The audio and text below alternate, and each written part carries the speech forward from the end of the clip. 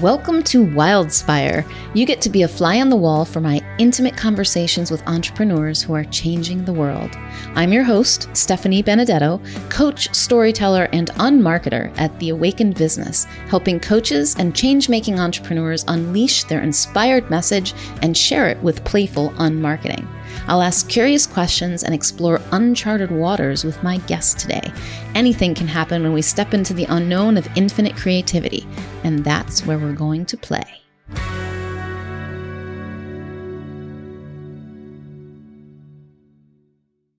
My guest today is David Jurasek.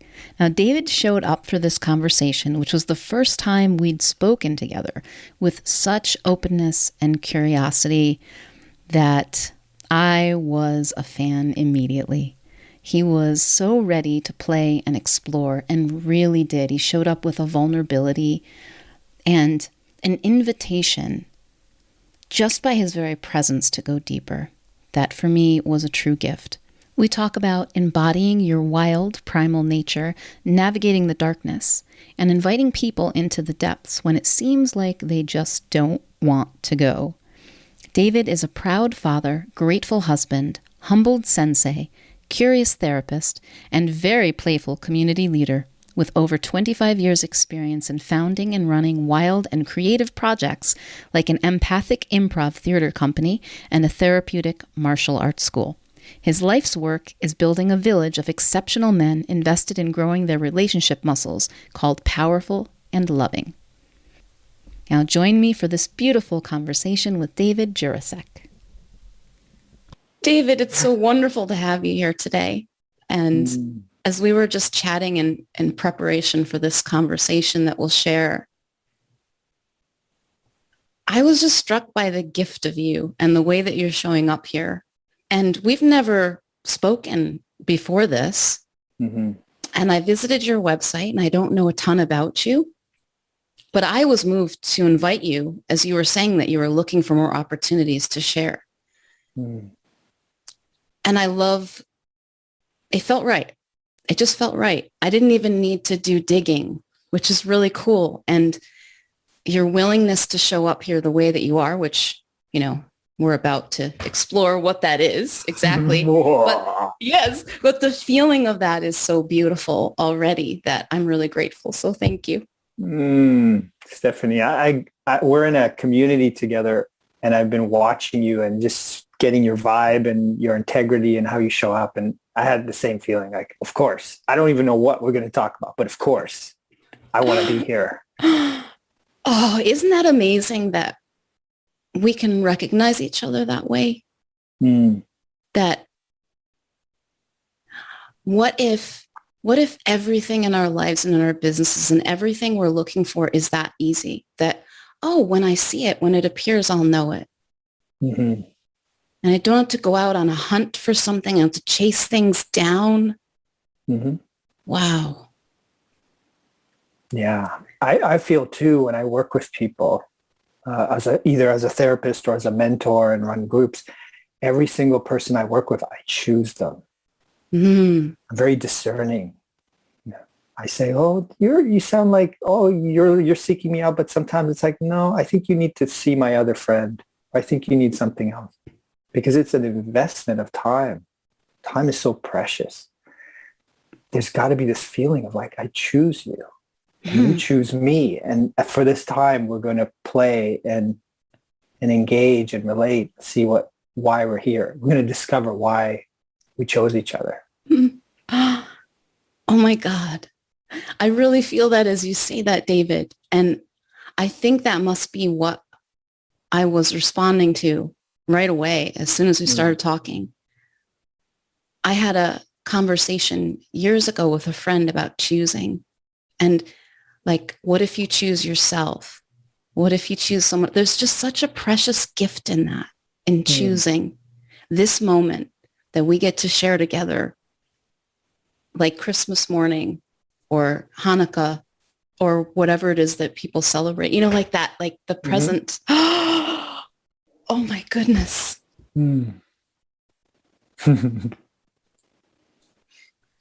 So you had mentioned a warm-up is this it? Or is there something? This feels like a warm. I'm getting warm already. But I often, I guess, we're sitting, we're on the Zoom call, we're in this, people are listening. I believe that it's really good for me. My body tells me it's really good for me to get embodied in conversation. And so I like to do something physical, mental, emotional, spiritual right at the beginning to just kind of warm up all the senses. And I have a pretty huge bag. I'm trained originally as a drama therapist, so I have a huge bag of games and tools, but it's really simple. Like, hey, Stephanie, what part of your body feels like it's neglected or it's tense or wants to be woken up? It starts with that, just listening to the body. And then you pick up part of the body. Cool. Okay. Yeah. And so if anyone listening can do this too for themselves. Anyone listening. So we're all on this journey together, right? Okay. So for me, I often feel my shoulders. I feel like I carry a lot. So I feel like just shrugging, just a little shrug. And then I like to slow it down and like, move my shoulders in ways that I don't move them.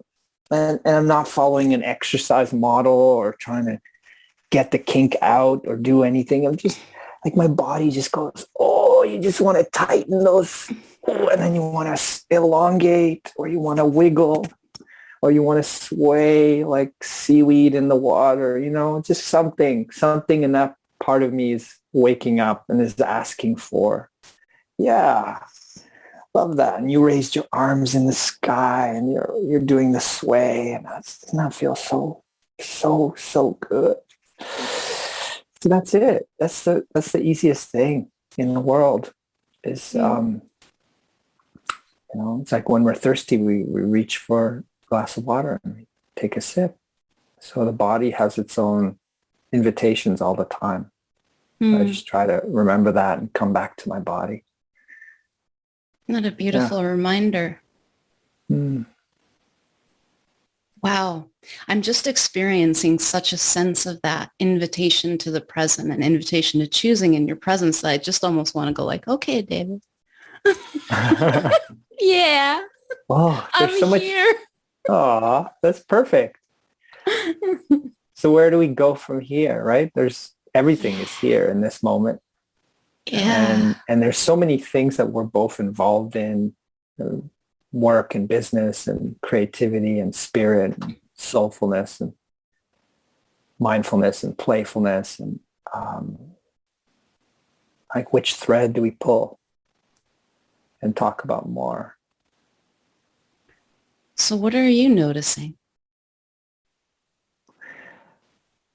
I just, right before our call, I was listening to our friend Bradley Morris from Magic Media, and he was doing an interview around the booby trap on the internet. It's a really great episode. And my favorite part of that really stayed with me for, as I was waiting for this call, was the embracing the void and the darkness, the loneliness, the boredom, feelings of unhappiness or impatience with ourselves. I often think about navigating the darkness. So identifying like what are the forces that sabotage us. And instead of them being in the dark, sabotaging me, let me get to know them, befriend them. Let me hunt them out, and find them and befriend them and evolve these characters inside of me. So they're more my allies instead of my saboteurs. And I think about like dark emotions and wounds that we all have that drive us in ways that we don't often want to be driven. Like for me, for example, my biggest wound growing up was not feeling seen. So even now I'm trying to get off social media. That's one of my goals this fall, is get off that damn drip.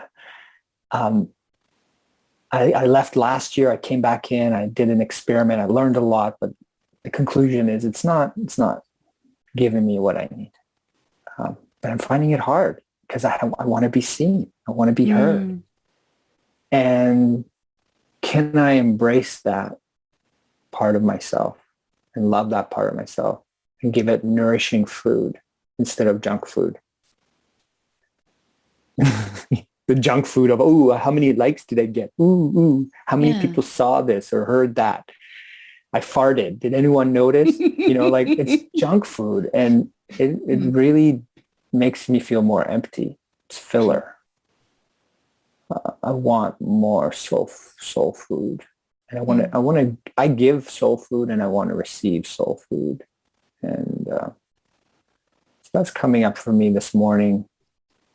And I'm like literally viscerally, I do a lot of body scans and getting to know parts of myself. I feel really in my heart, and my mind is very inspired. My gut, I swear, it's like the undiscovered country. It's like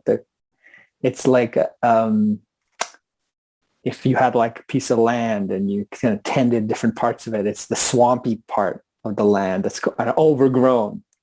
So I'm on a journey to understand more my gut, my more primitive, primal parts of myself, and how to nourish myself more with deeper.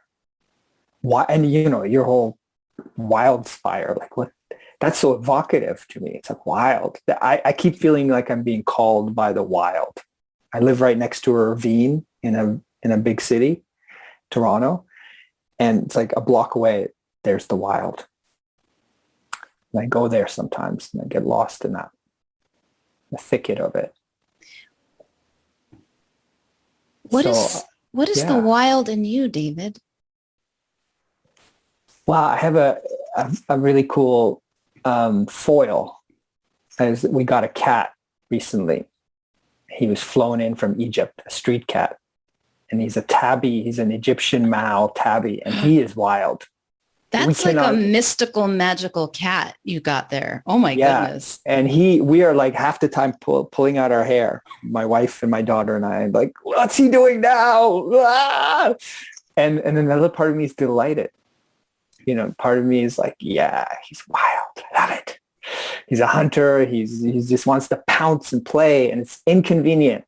And it comes at the worst times.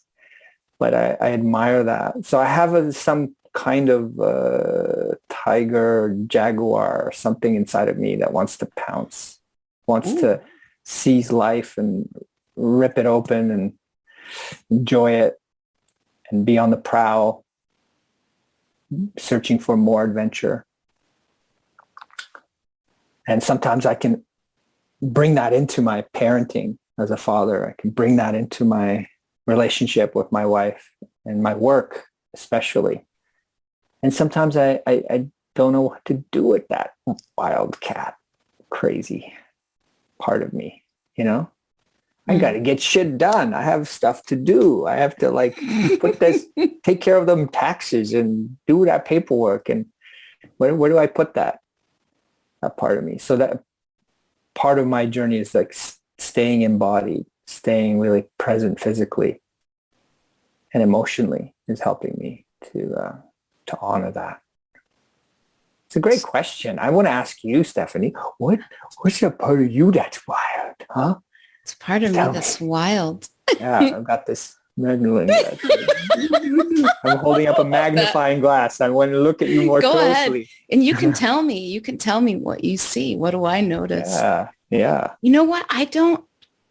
This is interesting, and I'll toss this up for your reflection. Yeah.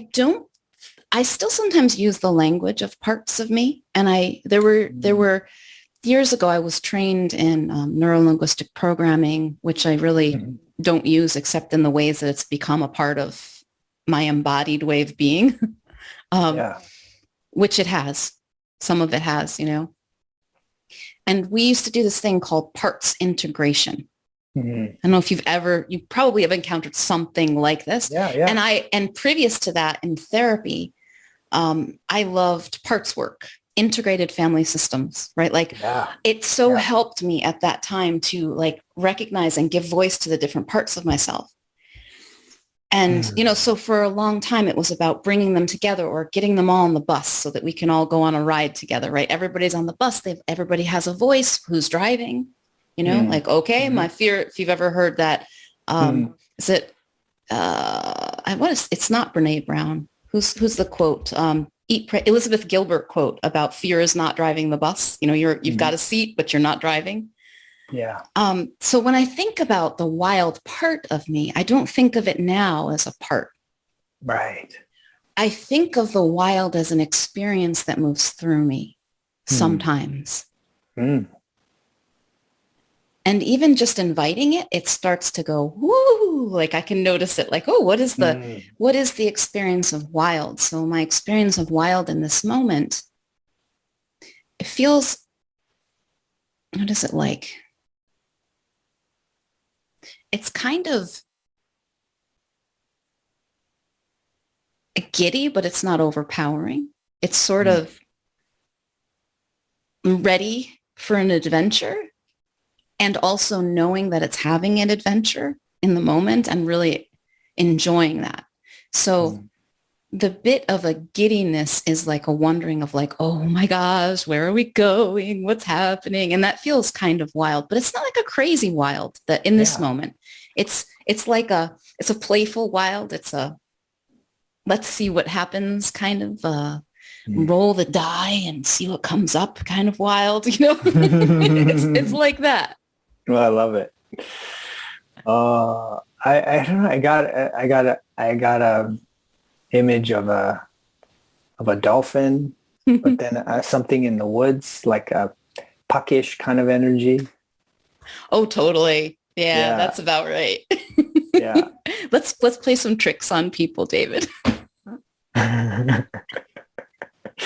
Well, this whole podcast, right, is a trick. Like, what is this about? What are they talking about? What's the point? Where is this going? What are they selling? Like, what? Right? Like, I think that's the beauty of play is there is no a floor to stand on. Things keep shifting and changing, and nobody's in control here. At least I'm not in control. I don't know about you. No, I don't think so. Yeah. So if you are going to, I mean, we already kind of are. I was so intrigued when I looked at your website and read a little bit about your background, about playback theater. And I went to one experience. I might have gone twice years ago, and I loved the idea. So like, would you summarize what it is for people who don't know first? Well, I'll tell you the story of my first playback theater experience. I was a young 20, actually I was just 20. And I got a backpack and I moved across Canada, 3,000 kilometers to Montreal. And I signed up for a drama therapy program, like the only one in North Canada. And I got there on a Saturday. I didn't know anybody in town. I had my backpack and I went to the building. So like I need to see the building. And I walked around and it was empty and the doors were open. And there was a sign on the door that said playback theater in session. Someone just hand wrote it. And I heard like tambourines and drums. And I was like, ooh. And it says, please come in. And I was looked at the time. I was like, I don't know. I don't want to interrupt the performance. I was like, but I opened the door really quietly. And there were like 30 people in this room. Chairs were assembled and there was a seat in the back. I hid in the back. But they saw me right away. They waved to me, the actors and the musician on stage. And it was the most amazing experience because up until that point, I was a filmmaker and I was used to seeing art as a product. You create something and then you send it out and people digest it, right? And hopefully you move them and captivate them in some way that's meaningful. But here I am, I'm sitting in this room. There's just a bunch of people in the front lined up, a musician and this person called the conductor, and they're asking questions of the audience. They're like, okay, it was fall. So they said, how's it going this fall? It's getting colder, it's getting darker. How are you guys doing? And people would just start sharing like, I'm kind of stressed with school. or oh, a friend of mine died, or I got a new cat, or whatever. And they said, okay, thank you. And they took one of those experiences and they would play it back. And I had a few friends who were in improv, where you kind of throw out a thought and they do something funny and you laugh. But this was different. They played it back with movement, with dance, like time just slowed down. And it went into this kind of like liminal, magical space with the music, the acting, the dancing, where it's like, oh, someone got a cat, but what does that mean to them? Oh, wow.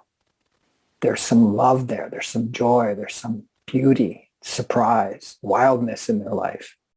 And somehow it's captured in like a minute in this condensed, beautiful way. And then everyone's like, oh, that reminds me of when I, went on a trip, or so everyone's moved. And then the next person, and it's like an hour and a half goes by and I feel like I know every single person in that room.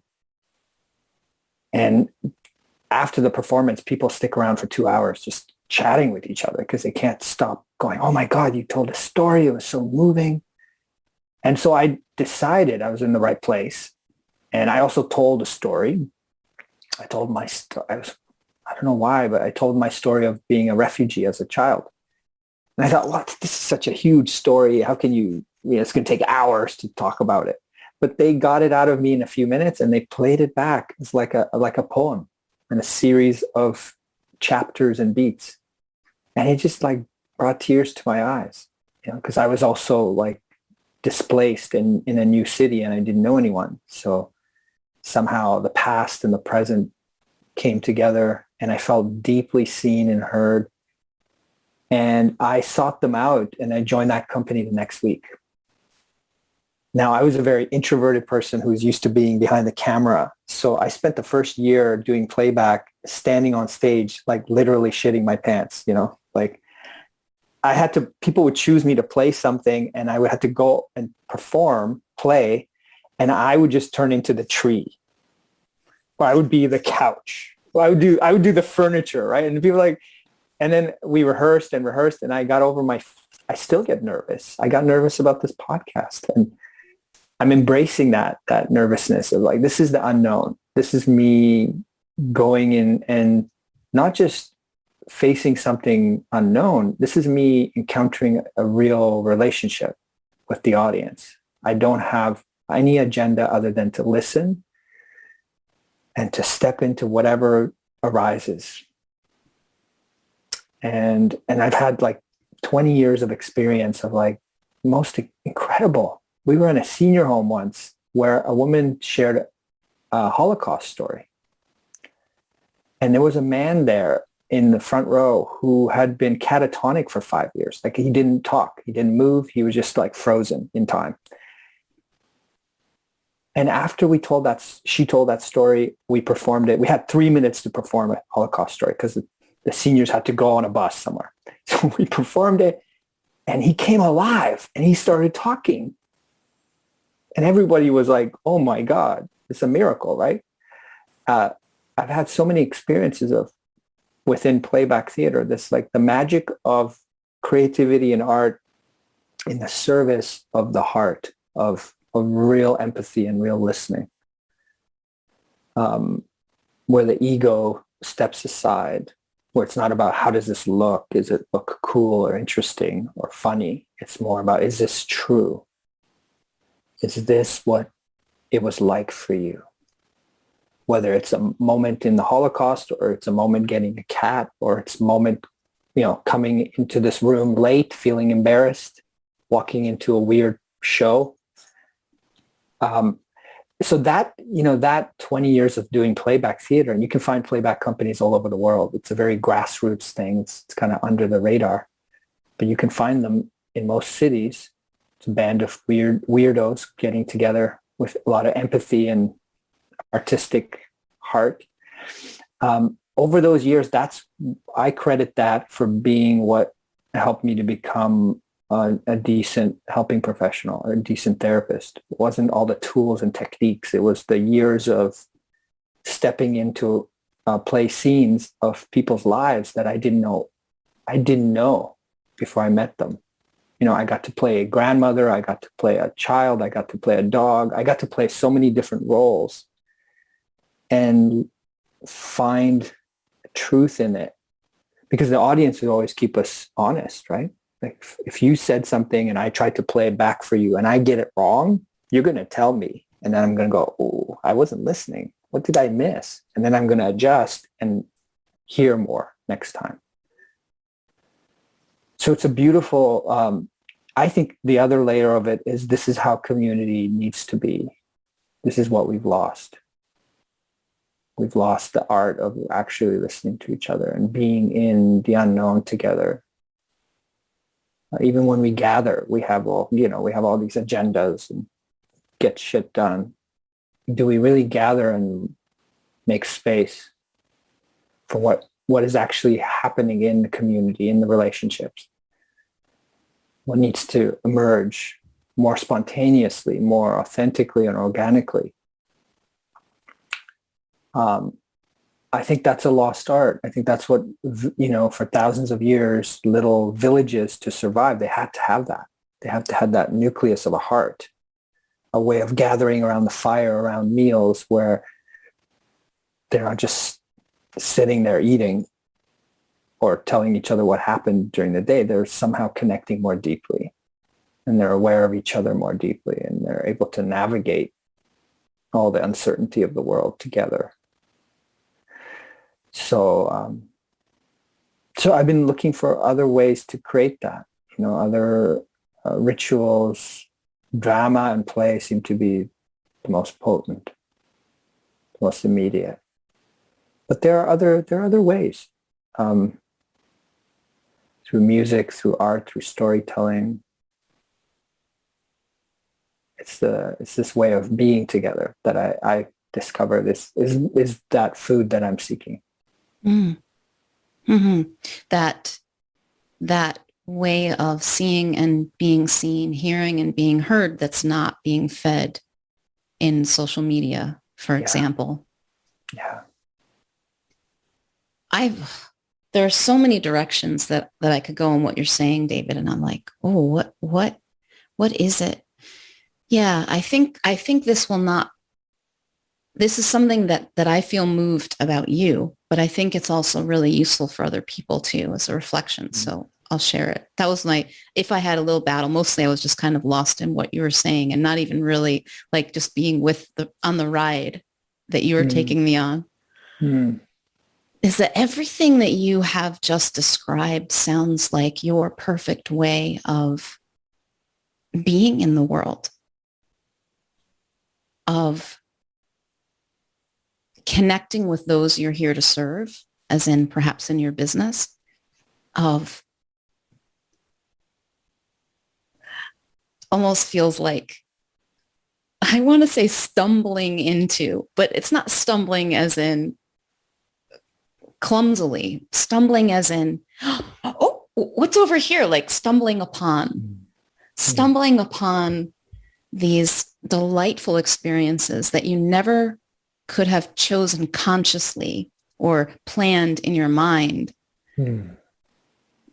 But they're just there for you all around when you follow the little nudges. Like I love the image that you presented of, I've forgotten what it says, like in process, in progress, like, oh, do I dare disturb? And yes, come in, like that feeling. And I wonder, you showed up as that invitation for me right away before I even knew what that invitation was. And I suspect that you probably do that whenever you are present and allowing yourself to.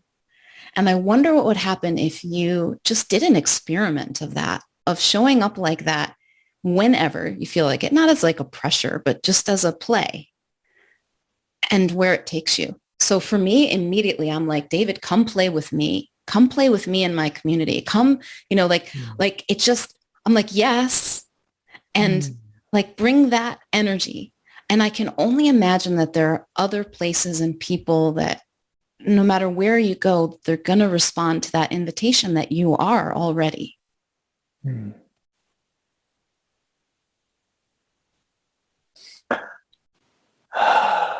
Yeah. I hear you. And you know what comes up for me is great joy and great sadness. Um,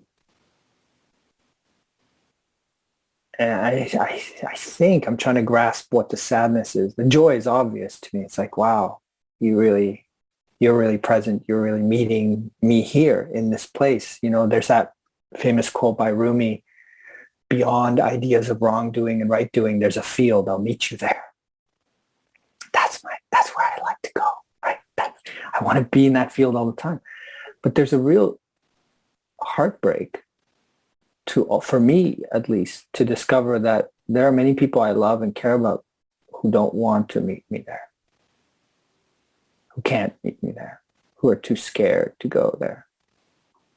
And it's not me pouncing on them saying, let's talk about something very traumatic. It's more like, hey, I'm here, I'm present. And they're like, no, I want to look at my phone and talk about really superficial stuff and avoid what's real between us.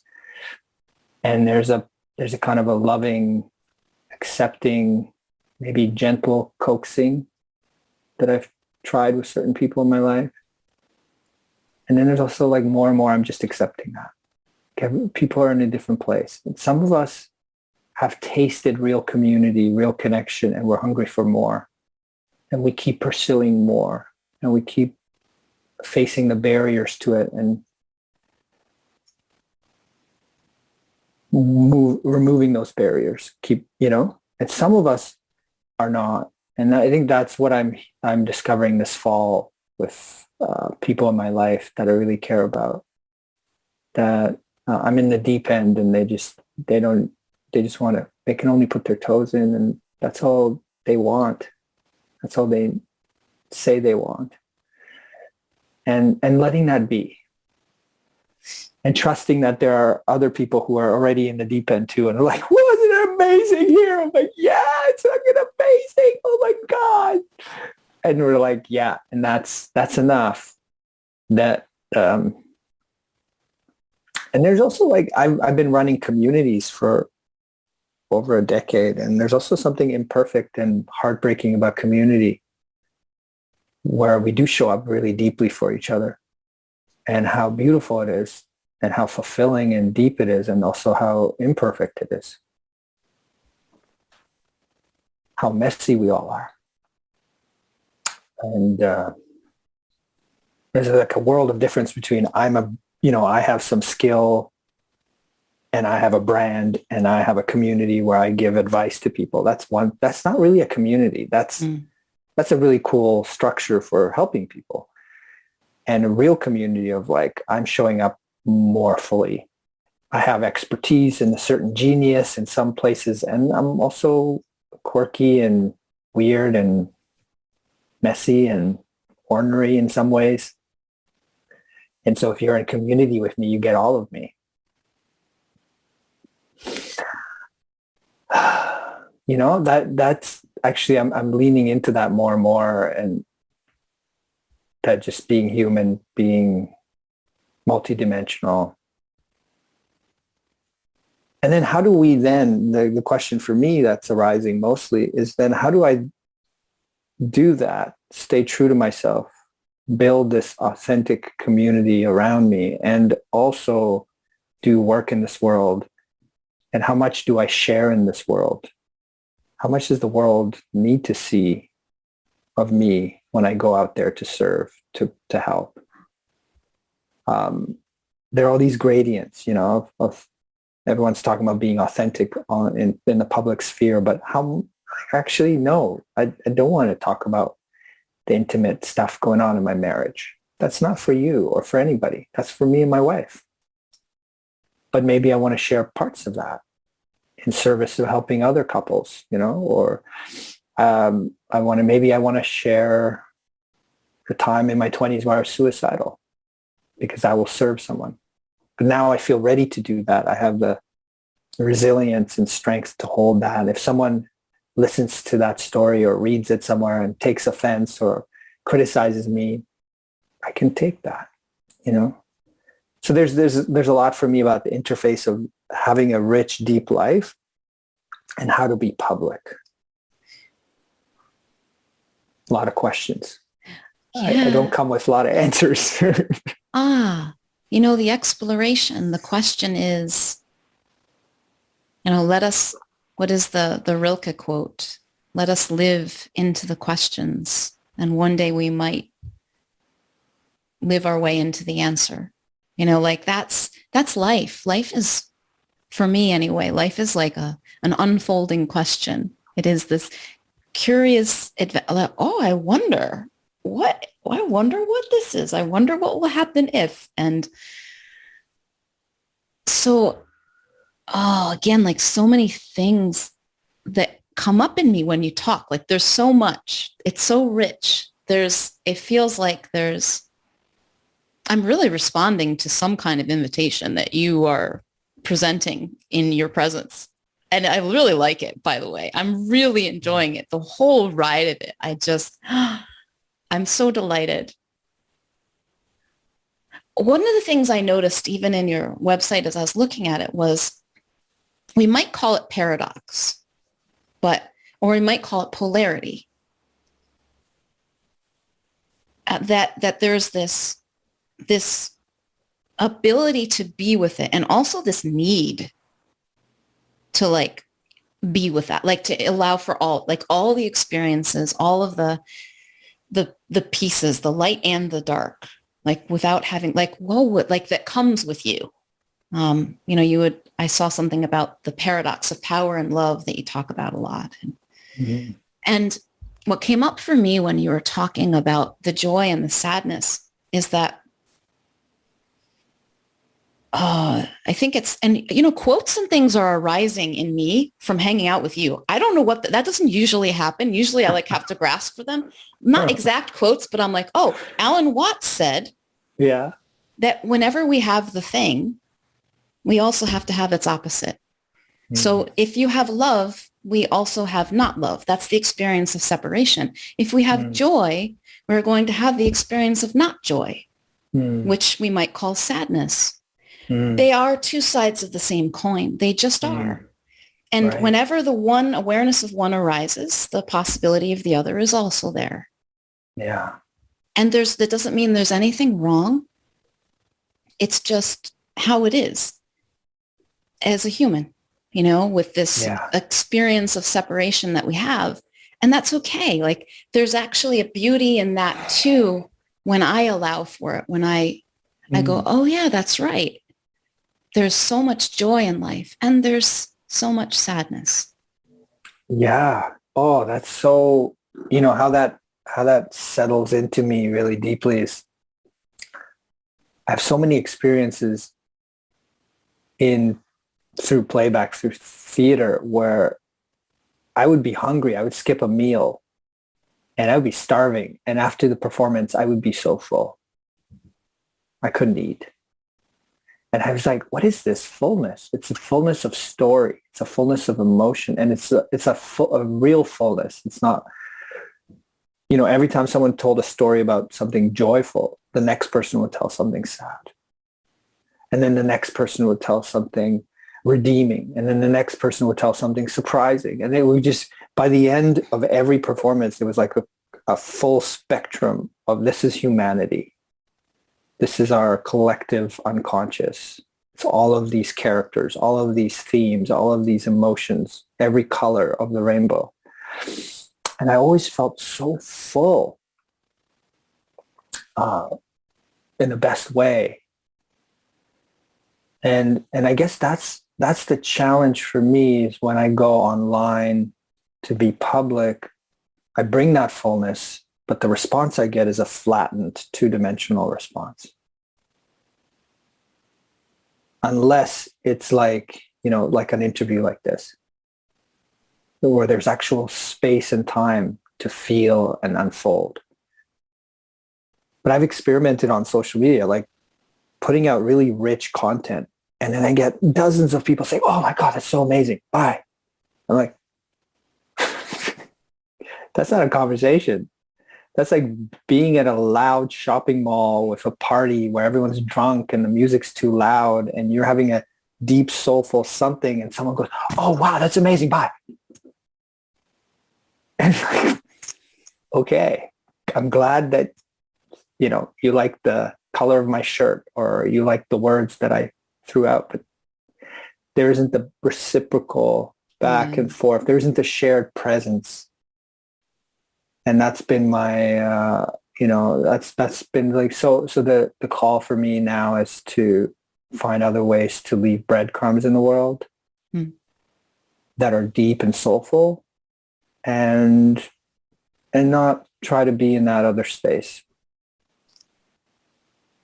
Yeah, that sounds really clear in what you're saying. And that's just social media being what it is, kind of shallow and superficial with the potential for deeper connection. Like that is what I see is like having a breadcrumb there can be an invitation. And it's just knowing that this is how social media behaves. This is how it is. Yeah. And some people will follow you back. And I'm not suggesting you have to be there. I don't believe that you do. No, it's been amazing to find certain people in that space. Yeah. That I wouldn't find anyway. And and it's a really great contrast, actually, I realize, because we can do things in a public way that are really rich and deep, but we have to set it's not the dominant way of being. We have to set the stage for it. I'm really intrigued by your term on marketing. It's like, how do you set the stage and let people know that you're doing this deep thing that is not like the other stuff that they're used to? It's like, how do you set the table when you have my family, we actually grow our own food, and it's like really rich organic food that we grow, that we pluck the moment we're going to eat it, right? How do we set the stage so that our guests understand where they are and what is being served, if they're always used to going to McDonald's or always running to, pick up some fruit that has been shipped for 7 weeks and is not actually ripe, but has been artificially ripened? And it's, how do you clarify what it is you have so that the right people come and go, oh, I've been looking for your table. I've been starving for your food. And get out of all the other noise and not compete with anybody else. Just, David, you have an uncommon ability to do exactly that. I would challenge anyone who's listening to this and actually really listening to not have that experience of exactly the invitation that is available with you. You just described it from the start of our conversation so clearly. It is just a few highlights that, as I recall them, a co-creation, an invitation to bring all the parts of you, to connect deeply, to be in the deep water together, to play, to share, to explore, to release the wild, to become embodied, like all of these things. Like, there's no doubt in my mind what's on offer with you. Oh, I'm really touched by your reflection. It's funny to me because I spent years training. I also do Aikido, martial art. I spent years getting to a point where I started training senseis and I started training people in playback, to do playback. And I would watch them when they get into the zone, when they're doing their magic, when they're like, their genius has come forth. And I would just be so moved and captivated. And I was like, oh my God, you got it. You're there. And then almost always they would come afterwards and say, I don't know. Was it clear? I don't know. I felt so awkward. I didn't know what the hell I was doing. And I'd be like, wow, yeah, it can be both. Like we can be really in our full presence and then have a moment later going, I'm not sure. Was that really who I am? Like there's that funny self-doubt that can creep in even when we deeply know. We know what we know. We know who we are. So thank you for your reflection, because that really helps. Yeah, sometimes we're in the flow, present, just being. And sometimes we're caught in our thinking about it, our doubtful thinking about it. Me too. Mm. Yeah. Doesn't mean anything's wrong. That's just part of the human experience. Mm. There was something else that you said that has stayed with me enough that I'll speak to it because I saw it. I actually saw it. And this also isn't usual for me. I'm seeing some things. You're very interesting, David. Like, you've unlocked your psychic powers. Oh, they've been unlocked, baby. They just come in all different forms and flavors, right? Right on. Let's just be clear about that. All right then. No offense. I'm sorry. I'm just messing with you. So like I have this image of you playing in the deep end. And then as you were talking about like, oh, you're so longing to just invite everybody to play in the deep end with you. And I'm like, don't you know we're all in the deep end already? Mm. We don't all know it. Mm. We all have access to that same depth and richness and vastness of everything that is. We are made of the stuff. Mm. And sometimes we forget. And I see you just playing.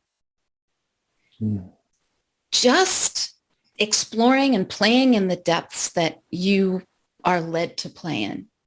And just doing that, wherever it is that you go, it's going to wake something up in people. There's not any convincing needed. And if they see it, it's for them. Even if they go away. Like this is something new for me to notice is that because I used to be afraid to say certain things publicly that could be misunderstood, which is anything, ultimately anything. Everything nowadays, right? Anything and everything, right? That is actually clearly stated in some way. It doesn't matter what it is, even if it's unclear, doesn't matter. It's always up for grabs and interpretation. People could always misunderstand it because they live in their own worlds. But regardless, there were certain things that I had labeled that if I talk about this, people might not misunderstand that. And that might accidentally hurt someone.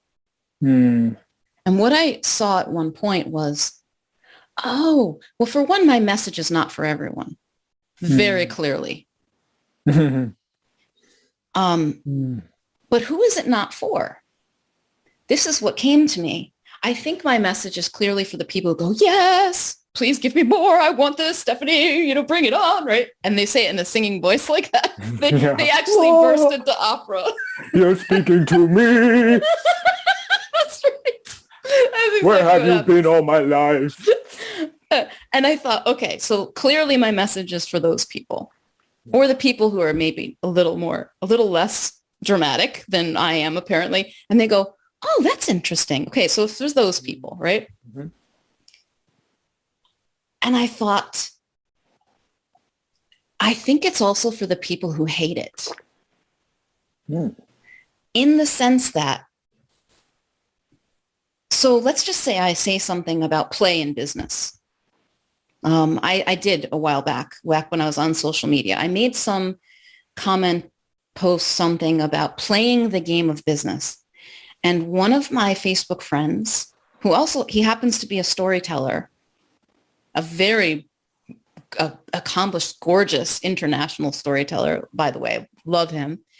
And he said, business is very serious. It is not a game. Wow. And he was, he wasn't mean about it, but he expressed his opinion. And I was like, well, okay, cool. And I kind of heard, or I imagined why he would say that. And I was like, yeah, he's responding to the things that happen if we take it lightly and we don't know the impact of what we're doing. Like he's very into the environment and things. But I could have said, that message is not for him, but I think it was. Sometimes there's like a seed that's planted. Now, either in the moment, it may reinforce his own sense of what is true for himself. And he can make, no, it's actually really important. We need to take this more seriously. And so for him, that was for him to push up against. Yeah. Or it could be that it plants a seed and it goes, well, maybe I am taking this thing a little seriously. Yeah. But I don't like that. I don't like it, but it puts like a little, There's something now stuck in his craw. It may take 6 months, a year or more. Right. But people have come back and said, I hated that you said that, Stephanie, but you were kind of right. And I didn't see it for a long, long time. Like my message, it seems to me, is for the people who are drawn to it and also there sometimes. I don't know this. This is not truth, by the way. This is just like how it's seeming to me. Yeah, it's also for the people who push against it. Probably the only people it's really not for are the ones who are like neutral. Yeah, indifferent. And they don't even notice it. Well, I want to commend you for that openness, because I see a lot of people who only want an echo chamber. Yeah. Here's my drum. I'm beating it. If you agree, you belong. If you don't, get out of here. And I love that you're so spacious and dynamic to go, hey, I want you, if you don't agree, because there's something there. There's some engagement. There's some truth there. They're going to learn something being in your presence. You're going to learn something from them. There's something controversial about play itself. It's a misunderstood. Yeah. For me, in my domain with men, the edge is relationships. Men are so conditioned to be individuals that talking about relationships really, like, I want to talk about my goals, my mission, my productivity, my identity. And so I get the guys who are like seasoned enough, broken enough, open, that they know, relationships actually matter. They maybe are the most important thing. Maybe they're ready for that paradigm. And I get some of those guys who are really self-absorbed and their life is not working. And I provoke them. And sometimes 2 or 3 years later, they come back. Yeah, there's something about that, about being okay with, and just being ourselves is provocative to some people. Hell yeah. And that's really the interesting thing, right? Like, and some people, it does seem to me that some people tend to find those experiences, because it's really interesting. When I hear people talk about the way the world is and I go, wow, it is, like people have that. And it's really interesting, because I'm not saying that what I'm seeing is the way it is, but sometimes it's so vastly different. And even in your experience of, guys are conditioned to be individual and they don't want to talk about relationship. I'm like, really? Because I talk to all these guys and like, they are so about relationship. The men who are showing up in my life are like, not all of them, but like every single, like I look at them and I'm even thinking now, I'm challenging myself to think about the ones who I would say are not about relationship. I just don't see them not about relationship. They just allowed it differently, and so it's funny that you said that. And I was like, thanks for that. Thanks for that. Cause that, if I'm more accurate and honest, I get that sometimes, but what's more true is that I used to put relationships second. Even play was second to my ambitions, to what I thought I was here to do. So play was at the service of that. Relationships were at the service of growth and growing my business and growing my sense of identity and purpose. And when I had cancer a few years ago, that's when it all collapsed for me. This idea of growth for its own sake is actual cancer. It's capitalism. It's unsustainable. It's unreal. And for me, it's flipped, that relationships come first, and everything I do, including my business, is a pretext to be able to play with my friends. So nowadays, I'm phasing out as a therapist too, because nowadays therapy doesn't actually allow me to make friends, sadly. So I'm becoming a mentor, and every time I consult with somebody, I'm trying to sniff out, do I want to be friends with you? Because I don't want to just help you with your XYZ problem that I know I can help you with. Other people can do that.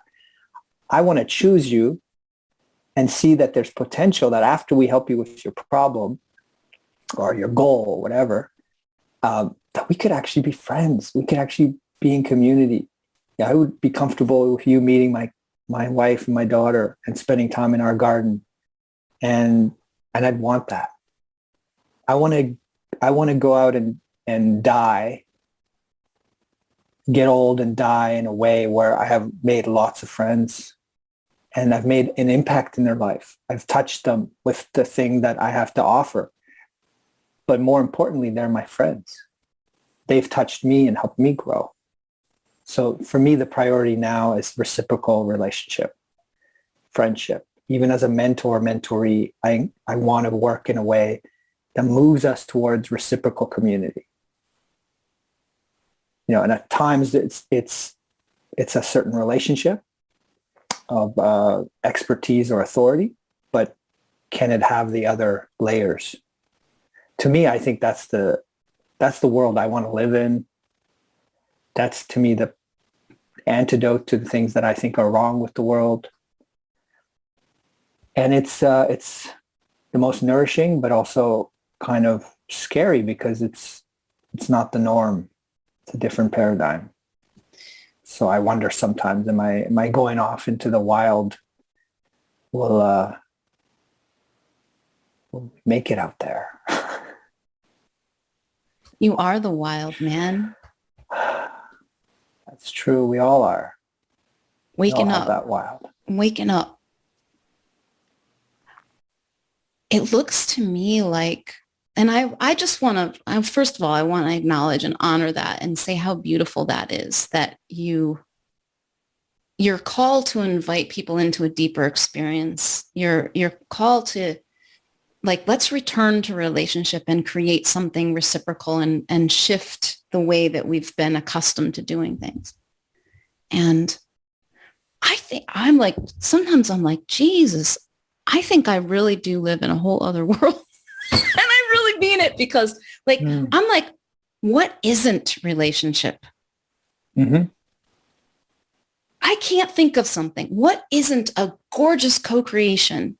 Whether I'm fully enjoying it as such or not. I mean, that sometimes I don't, but I've had some weird experiences with the medical community lately of like, oh, this moment in the dentist chair, what if it's the most beautiful moment I'll ever of my entire life? Because it is the moment of my life. And just having experience of like, holy shit, like that. Yeah, it's something's true about that. Or like, what if I go in for this test and I don't know what the result's going to be? And I could have a really good experience. Like, I don't know that I'll have a bad experience, at least. Maybe I won't have a good experience. And then I have an experience that surprises me. Like with people who are really caring, and I just see that in them. It's like, yeah. There's something reassuring to me. I'll just toss this out to you and see, like, for your consideration, because I know it's been so healing for me. That what if the default is not that we're screwed up, that society is messed up, that our conditioning is bad? What if the default is that we are creative, wild, playful beings who've just got some static and friction, interference of thinking, interference of conditioning. So in other words, the conditioning is never, has never been real, cannot obscure the depth of what we really are. And yet we don't always see it. Like there's a big difference to me, because I really did believe for a long time that, I had people give me this feedback. You've got potential, Stephanie. You got some issues. Fix those issues and the potential can come out. I'm like, and I thought that for a long time. And I'm like, oh no, those issues were never me. Yeah. Well, there's so much paradox in what you're saying, because to me, yes, because we all have issues, and I do think that they exert influence on our life. I know certainly I've caused a lot of harm in my 20s and even 30s because I was unaware of my projections and my wounds and on my relationships and friends, and I was flaky and I abandoned people and I hurt people. And at the same time, getting to that place where there's no end point to healing or evolving, but getting to that place where your presence, your soul presence, is bigger than all of those issues put together. That you come home to who you really are, and then it's not like those issues go away, but that you can transcend those because you're aware of them, and you can go, I'm working on those, but it doesn't stop the train. It doesn't limit you anymore. It's just like stuff to play with. It's material. Yeah. Yeah. Right? We need material for a good story or a good play. Exactly. What kind of drama would we have if we had no challenge? The hero's journey, right? Like even like it's just the flip of it. I know you're onto something, but the flip of it is like, it's like, I just got to clean off my glasses. That's it. Yeah. You know, like, it's really that easy. Like I've already made of it. Like, oh, that's my natural state. Instead of I have to relearn or unlearn. No, actually, it's just dropping, clearing it off. Yeah. And it just feels so much cleaner. And it helps me see that in other people more too. With more compassion. Like, oh no, you just don't know what you are. That's okay. Yeah. I remember, to me, it's seeing behind the veil and understanding the presence behind the masks, behind the roles. Yes. Yeah. And I remember a time when I was most vulnerable in my 20s, around when I was suicidal, I had panic attacks, and I failed as a therapist and I gave up. I burnt out, and I had clients who were suicidal. So I was just kind of a mess. And I went on a meditation retreat, and the meditation teacher, and as soon as I got there, I was like, I can't do this. I can't do this. I can't be present. This too much turmoil inside. I wanted to run away. And he was a comedian. He was a seasoned mindfulness Vipassana teacher, but he was also a comedian. And it was beautiful because he made me laugh so many times. And I had this private meeting with him once, and I said to him, look, I think I need to go home. And he was just very present. He said, what's going on? It's like, well, I just can't do this. I can't close my eyes. I'm having panic attacks and flashes, and my heart's racing. I'm going to die. And he's like, oh, that's so fucking cool, man. And I was like, what are you fucking talking about? It's so fucking cool. It's crazy, man. I'm crazy. I'm losing my sense of identity, man. Don't you understand? He's like, yeah, that's the fucking coolest thing. That's like the next level, man. The next level. And then he described it, and I knew he understood. Like, he had empathy, but he was playful, right? And he said, it's like you're used to like having this sense of who you are. And all of a sudden there's a foundation, there's a floor, and there's the walls, and there's like the sense of you. And now there's this pit of darkness, and you're falling down this pit, and there's no bottom, and there's nothing to hold on to. Is that what it's like? And I was like, oh my God, yeah. And he said, and he gave me this question to meditate on. But this is what blew my mind open to that state that you just described. He said, when you observe the panic, the self-loathing, the shame, the grief, whatever, it's all important. It's all valuable. But notice who's noticing all of that. Notice who's noticing it. Who is that? Who is the one noticing all of this? And that day I had this breakthrough of like realizing that I was not even my deepest, most visceral reactions. I was not that. I was the one observing that. And I didn't sleep all night. And I just lay there just in wonder and go, whoa, look at shame, guilt, fear. Whoa, that's painful. But I'm over here watching it. I'm the actor in the play going through a really painful moment, but I'm the actor. And I remember going outside in the middle of the night when everyone was sleeping, and there was a river, and I lay in the river and I just let it carry me. And I'm terrified of. I was terrified of water. I had a near-death drowning experience, so that was not usual for me. That was like another scary thing. But something about that, eh? To see who we really are underneath all of the layers and behind all the parts. There's something.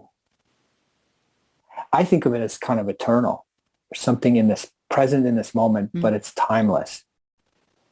And I like to. My hope in all my relationships is to try to reveal that presence to the people that I care about.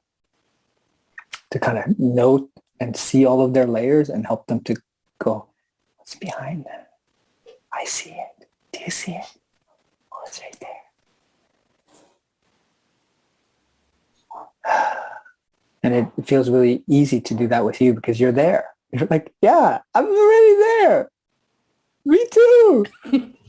This is all a game. This is all a play. Mm. And yet every time, David, that you show up as with that knowledge of yourself, with that awareness of the eternal self, the capital S self, playing as the lowercase s self, as David, I see it too. I can't help but see it. Now, this persona, right? Like this appearance of the divine. I am this appearance of the divine. You are that one, right? So I might actually recognize that, and that's what I'm seeing, and be like awestruck. Okay, like as I may be, right? Somebody else is going to see it and think, well, what a nice guy. Somebody else is going to think, what's up with that dude? Do you know what I mean? But like, how can we not see it? And it just seems to me that when you are that, it's an invitation for me to wake that up in me, right. Even a tiniest bit. And it makes such a difference. I see that. Like, I just know that it makes a difference. I see it send out ripples of change. I'm starting to see people respond to me in ways that I'm like, what? Doesn't even like, huh? How is this happening? Like, it's really fascinating. But anyway, it just. I love that. You know, what delights me about that is playing with people's perceptions. Oh, they see a white guy with a beard and, he must be this, he must be that. And then I like to go, oh, I see your projection on me. Well, I'll raise you one. And I'll reveal another side of myself that they're like, what? You can't be that. You can't be all of this and all of that.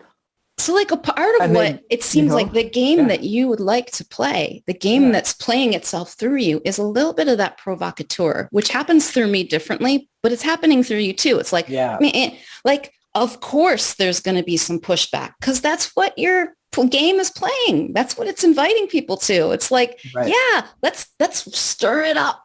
Let's bring it up. Let's look at all of this and then go, oh, that's not what we are. Right. What else? Yeah. For me, the game is to thicken the story and widen the palette to the point where their brain can't hold that black and white, you're in this box and I'm in this box. And they start to crack open and become really unsure of identity, or they become multi-dimensional. And then, that's where it gets really interesting when I work with people and they start to accept themselves as contradictory, paradoxical, multidimensional. And I was like, now we can really get started. Now we can go back to whatever the focus is and we can have more fun. We can enjoy the process. We can go, wow, yeah, you're being victimized in this moment, but you also have a pretty fierce, powerful warrior, and you are very playful, and you've got all these other wise parts and all this, so let's bring them all forward and see what happens. And then everything becomes magic. Everything becomes about surrendering and letting things emerge instead of trying to force it or push it in some direction. Yeah.